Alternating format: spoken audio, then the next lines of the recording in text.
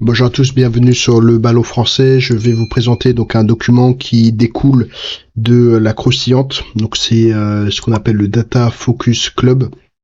Donc à la suite de la sélection donc des matchs qui sont les plus intéressants donc à regarder, la base de données de la croustillante permet de suivre notamment quelle est l'évolution au niveau des clubs, que ce soit au niveau de les 5 dimensions qui sont citées, donc notamment le niveau de classement, au niveau du coach, niveau de l'équipe, etc. Et puis aussi de pouvoir faire une comparaison mais plus spécifique au club. Donc ce document il est réalisé évidemment toutes les journées et il est composé de plusieurs éléments. Tout d'abord le premier c'est les notes globales par club, donc en fonction de chacune des journées. Donc là on est sur la journée 11, par exemple le Paris Saint-Germain à 16 sur 20. On a la SSE donc à 6 sur 20 et Angesco à 6 sur 20 aussi. Donc ça c'est une première base. On voit ensuite donc l'évolution des notes en fonction des journées. Donc on commence par la journée 1, donc on a un certain nombre d'évolutions. Donc là, on prend chacune des individualités, on va dire, des clubs, et on peut constater les évolutions sur chacune des journées, mais on a cette évolution de manière plus précise, donc on regardera sur 2 ou 3 clubs comment ça se matérialise. Ensuite, donc on a donc l'évolution donc de la moyenne de l'ensemble des notes des clubs. Donc la moyenne de l'ensemble des notes des clubs est légèrement en dessous de 10. Donc ça c'est une première base, donc qui a commencé évidemment en journée 1 jusqu'à la journée 5 pour atteindre son plein potentiel, on va dire. Et après on a eu une augmentation de ces moyennes de notes de club, donc ce qui permet de dire que les équipes de manière globale sont en train d'augmenter au niveau de leur niveau. Et puis on a l'écart type, donc qui est tout simplement l'écart entre les différentes notes des clubs. Donc on peut voir sur le point rouge que cet écart oscille entre 2 donc au tout début jusqu'à 4 le maximum donc en journée 5, et là en fait on voit que l'écart type est en train de diminuer. Donc ça génère en fait, ça explique tout simplement que les équipes sont en train de se rapprocher entre elles. On sait que notamment au niveau du classement, sur la fin du classement, on est assez proche. Sur aussi tout le haut, ou en tout cas le milieu du peloton, on est assez proche aussi. Donc on peut constater en tout cas, il y a un rapprochement entre les niveaux des différents clubs. Et puis on a une différence ici qui est notée entre la moyenne et l'écart type qui est noté juste ici. Ensuite, donc on a la variation en fait de la moyenne. Donc là, c'est un élément qui nous permet de savoir à peu près si on est sur une augmentation ou une diminution. Et on voit le graphique en étoile, notamment donc là pour le Paris Saint-Germain. Donc là, c'est une forme assez homogène, donc notamment entre l'aspect émotionnel, l'équipe, l'entraîneur, le classement et la dynamique. Donc là on est évidemment sur une très bonne équipe, évidemment, qui est bien au-dessus de la moyenne de la Ligue 1. Donc ça on peut le constater. On peut constater aussi donc son classement donc avec une position de premier qui est en tout cas pour le moment bien actée. Et puis on voit l'évolution de la moyenne de la note du PSG, donc qui est en fait en augmentation, qui a commencé donc à 6 sur 20 pour aller jusqu'à 15. Donc elle est sur encore une tendance haussière. Donc ça c'est évidemment un élément qui est intéressant à notifier.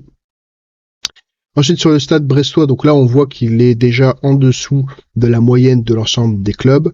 On a uniquement sur l'aspect émotionnel, on est sur la même moyenne, mais sinon, que ce soit au niveau de l'équipe, de l'entraîneur, du classement et de la dynamique, en fonction des différentes dimensions, on est en dessous de la moyenne des clubs. On voit que ils oscillent, donc ils sont quand même sur une tendance haussière, donc ça c'est plutôt intéressant, vers les premières, en tout cas quand on voit la projection sur la 25e journée, vers les premières places. Il y a eu quand même beaucoup plus de variations au niveau du classement. mais ça c'est un élément qui est intéressant. Et puis on est sur quand même une phase haussière au niveau de la note du Stade Bressois. Donc on passe de 3/20 à 8/20. Donc ça oscille en tout cas dans cette tendance qui est haussière aussi sur la moyenne 1/20. Donc le maximum qu'ils ont pu avoir, notamment en journée 5 et en journée 9, c'est 10/20.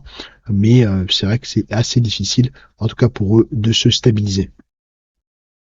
Ensuite, donc on a l'AS Monaco. Donc là, on voit que on est proche de la moyenne de l'ensemble des clubs de Ligue 1, notamment sur l'aspect émotionnel. L'entraîneur est légèrement au-dessus. Non, légèrement en dessous sur la dynamique, mais par contre on est bien au-dessus sur le classement et sur l'équipe. Donc on est sur une équipe qui est un petit peu moins évidemment homogène, uniforme sur le l'AS Monaco. Évidemment, ça peut, on peut regarder de manière plus précise quels sont les éléments sur lesquels ils peuvent avoir des difficultés ou des faiblesses. On voit que on est quand même s'il y a une oscillation, on est quand même sur une grosse tendance haussière, donc ça c'est plutôt intéressant pour ce club-là. Et sur l'évolution de la note, on est sur une tendance haussière, donc ils ont oscillé entre 6/20 jusqu'à 15/20, mais là sur les 3 dernières journées, ils sont vraiment en chute. Enfin, je veux pas dire en chute libre, mais ils sont en chute au niveau de leur note. Donc ça, c'est évidemment intéressant. Ensuite, on va prendre des clubs qui sont évidemment plus petits. On prend d'abord le FC Nantes. On voit que ils sont bien en dessous, à part sur l'aspect émotionnel, ils sont en dessous de la moyenne tout simplement de la Ligue 1. Et on a une dynamique qui est à 0. On a une équipe qui est à 1/3 et un entraîneur donc qui est à 1/3. Un classement aussi qui est un petit peu légèrement en dessous de 1/3. On voit que au niveau du classement, donc on décroche. Alors évidemment, ils ont fait un bon début de saison, mais on est sur une tendance baissière au niveau du classement. Donc notamment là, ils sont aujourd'hui 12e, en tout cas sur la journée 10, ils étaient 12e, ils décrochent encore un petit peu. Et quand on regarde sur la note, on voit que on est sur une tendance quand même haussière, mais c'est vraiment difficile en tout cas pour eux. Ils ont commencé donc à 3/20, ils ont fini donc quasiment à 9,5/20, et là ils rechutent en tout cas sur les 3 dernières journées. Donc ça c'est évidemment un aspect qui est intéressant à regarder. Pour la JOCR, donc on voit que c'est sur la dynamique qu'on est au-dessus de la moyenne de la Ligue 1. Sur l'aspect émotionnel, on est au même niveau. On voit que le niveau de l'équipe est en dessous, évidemment, et légèrement au-dessus, donc au niveau de l'entraîneur et du classement. Donc ça, c'est plutôt intéressant à regarder. On voit que c'est pas du tout uniforme au niveau de la forme. Et on est quand même sur une tendance baissière, donc on le voit avec même si il y a eu une tendance et en fait ils sortent de la tendance et notamment à leur avantage, mais est-ce qu'ils vont se remettre dans la tendance baissière, notamment au niveau du classement, et retrouver un classement autour de 12-13e? Voilà, on voit que la tendance tire vers la baisse à JOCR. Et par contre, on a une hausse progressive jusqu'à la journée 22, donc avec une note de 10/20. Donc on passe de 2 à aujourd'hui donc 8/20. Ils sont sur un plein potentiel. Est-ce qu'ils vont retrouver la tendance? Ça pourrait évidemment être intéressant.